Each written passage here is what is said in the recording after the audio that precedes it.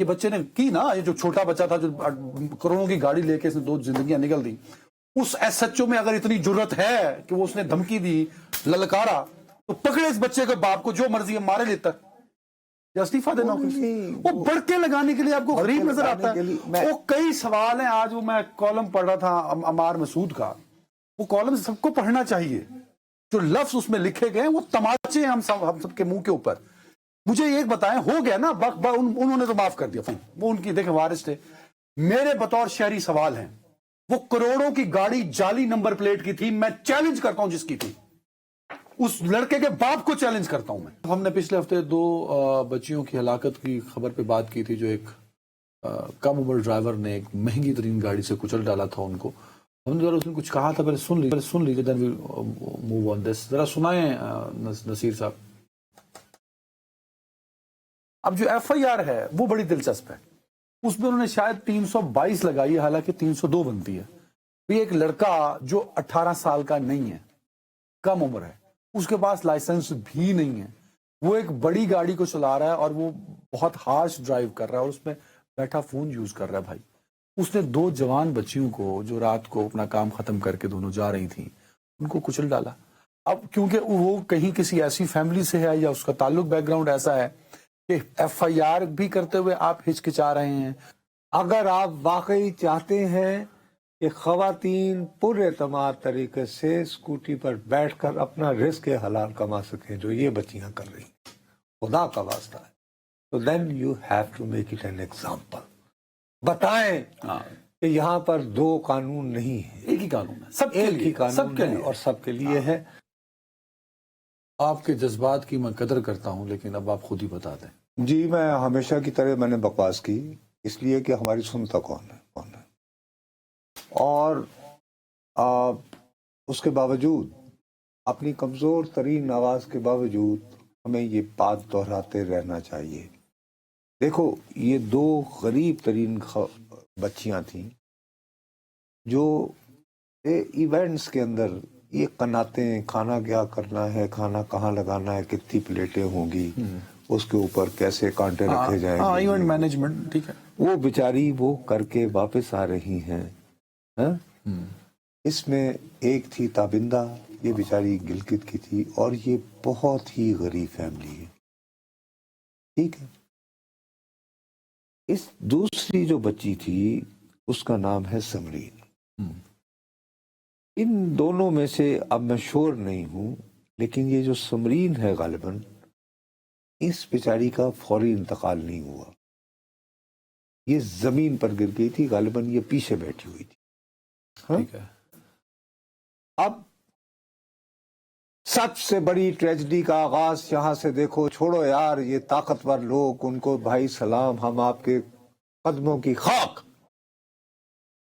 Red zone ہے اسلام آباد کا, پاکستان کا کیپٹل ہے. تم بیٹھے باتیں کرتے ہو کہ جمعے کے دن پریس کانفرنس کیا ہوئی, 25 منٹ تک ایمبولینس نہیں آ سکی.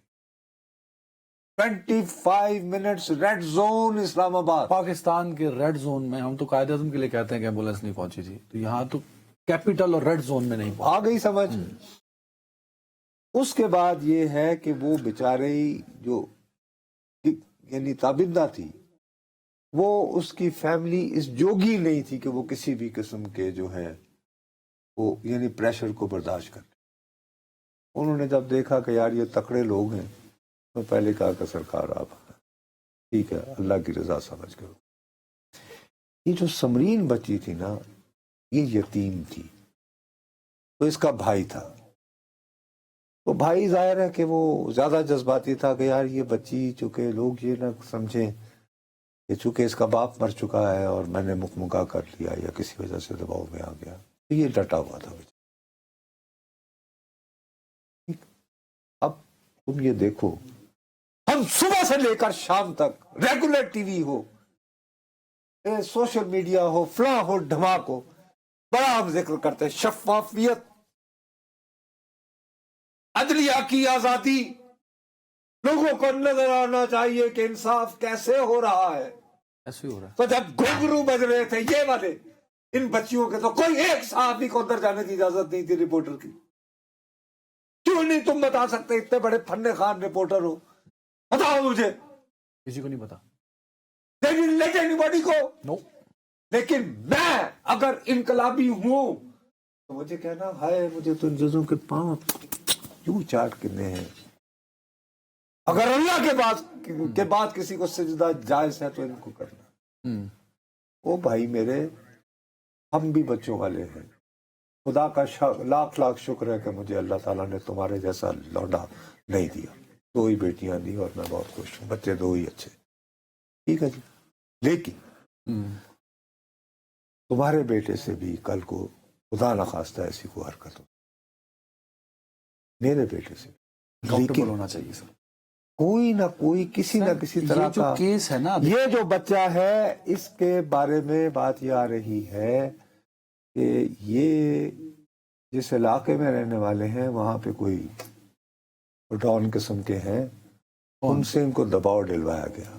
नदीम नाम का बंदा है, पता नहीं कोई दबाव इनको दिलाया गया। अच्छा, वो बच्चे को, ये बच्चे को, क्योंकि ये नहीं तैयार हो रहा था। मैं तुम्हें बताया ना, ताबिंदा के जो माँ बाप हैं वो कहानी ये है कि पहले दिन देखें, ही हाथ कहानी तो उठा FIR से चली ना, वो 302 बंदा 322 लगा दिया। फिर मुझे एक बात बताएं, ये जो इसी इलाके का SHO है जी, हाँ, ये वाकया हुआ ना, उसने कहा कि कोई बच्चा अगर पतंग उड़ाता नजर आया तो लफ्ज उसके ये थे कि मैं उसके बाप को लित्तर मारूंगा। वो SHO एडा गबरू जवान, ये बच्चे ने की ना, ये जो छोटा बच्चा था जो करोड़ों की गाड़ी लेके इसने 2 जिंदगियां निकल दी, उस SHO में अगर इतनी जुर्रत है कि वो उसने धमकी दी, ललकारा, तो पकड़े इस बच्चे के बाप को, जो मर्जी है मारे लेता, इस्तीफा देना। वो बड़के लगाने के लिए आपको गरीब नजर आता है। वो कई सवाल हैं। आज वो मैं कॉलम पढ़ रहा था अमार मसूद का, वो कॉलम सबको पढ़ना चाहिए। जो लफ्ज उसमें लिखे गए वो तमाचे हैं हम सबके मुंह के ऊपर। मुझे एक बताएं, हो गया ना, उन्होंने तो माफ कर दिया, फाइन, वो उनकी देखे वारिस थे। मेरे बतौर शहरी सवाल हैं, वो करोड़ों की गाड़ी जाली नंबर प्लेट की थी, मैं चैलेंज करता हूं जिसकी थी, उस लड़के के बाप को चैलेंज करता हूं मैं, वो बताए कि वो जाली नंबर प्लेट की गाड़ी क्यों चल रही थी। वजीर दाखिला पहुंचे हुए ना लंदन यूट्यूबर्स को पकड़ने के लिए, और 2 मिनट ठहरो यार असद चौधरी, मैं वजीर दाखिला को चैलेंज करता हूं कि आपकी इस्लामाबाद की हदूद में यह हुआ है, और मैं बतौर शहरी मुतालबा करता हूं वजीर दाखिला मोहसिन नकवी साहब, आप बताएं कि वो जाली नंबर प्लेट की गाड़ी क्यों चल रही थी इस्लामाबाद में। आप कहते हैं सेफ सिटी है, और लटकाओ उन लोगों को जिनकी वो गाड़ी थी।